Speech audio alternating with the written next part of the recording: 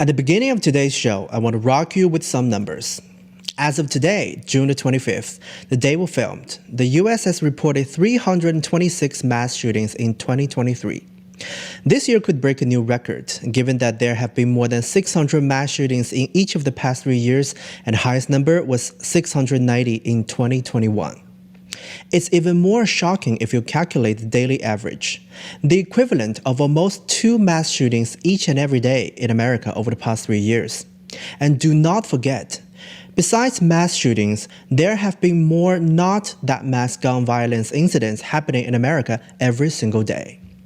There were over 26,000 US murders in 2021, and 81% of them involved a firearm. But here comes a strange contradiction. We've been watching, listening, reading to so many people calling for various forms of gun control laws for years. But at the same time, the statistics on US gun violence have just skyrocketed. So today, our question is, what is wrong with US gun legislation?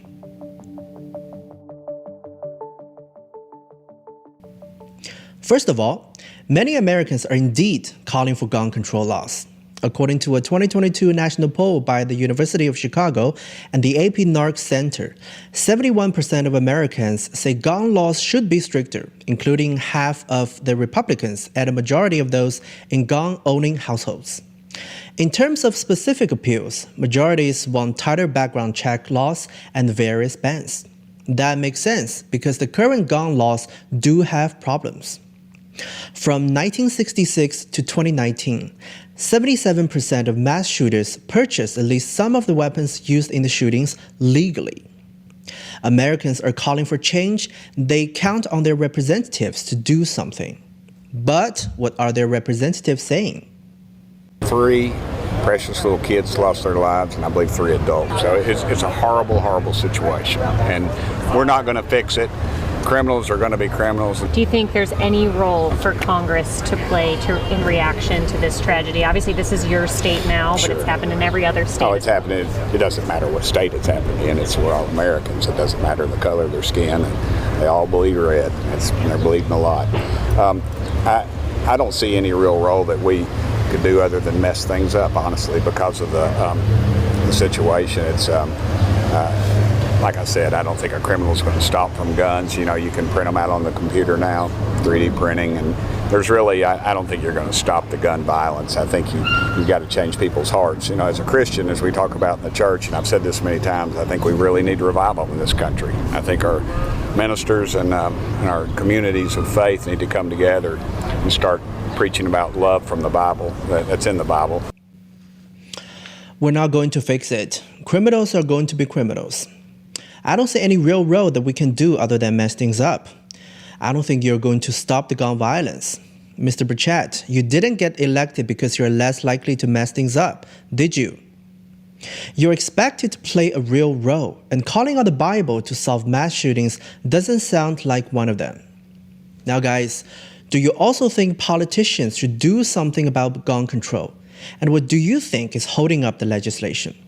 Well, I propose one. The political gridlock. While some politicians have surrendered, others are working hard, but they are often greeted with one failure after another. Here are some mass shootings in the past decade. Politicians did propose bills or measures before and after these tragedies, but all have failed in different ways.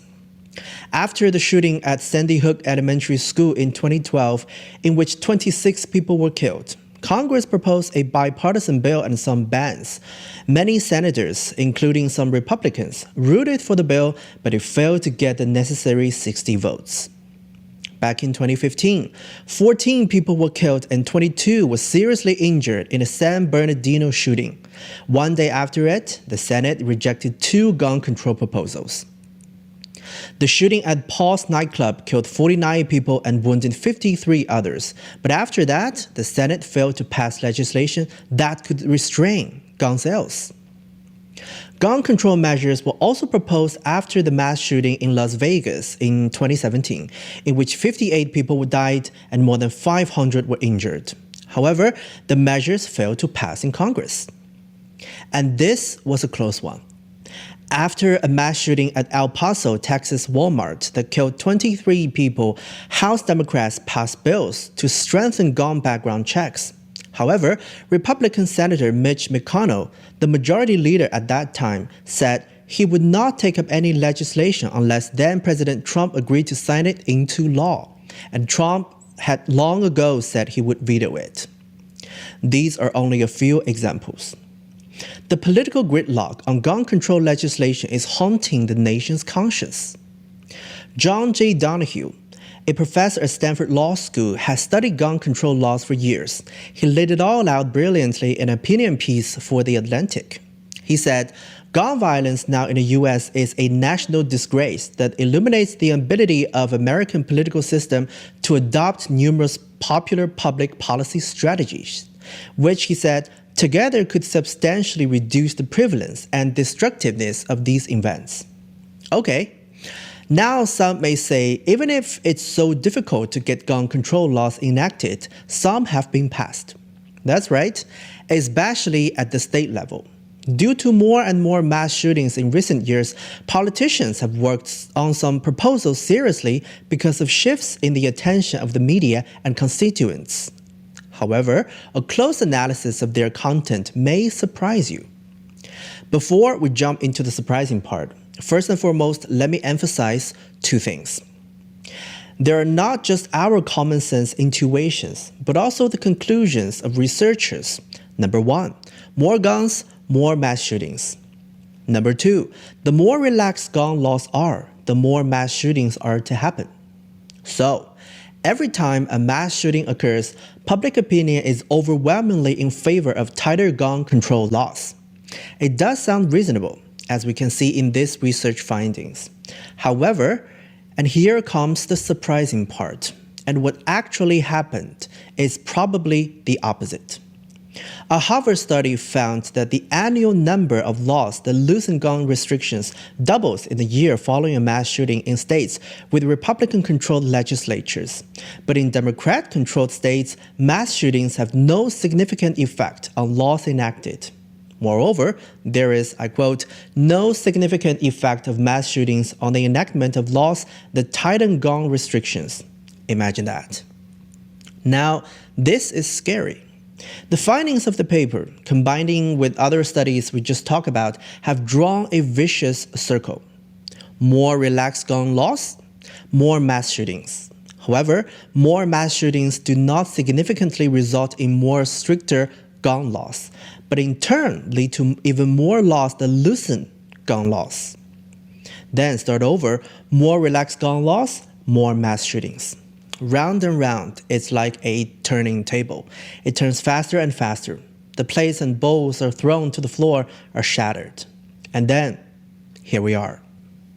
A violent weekend across the country. There were several mass shootings, including 2 here in California. Multiple shootings reported in the city tonight. Police say they were related.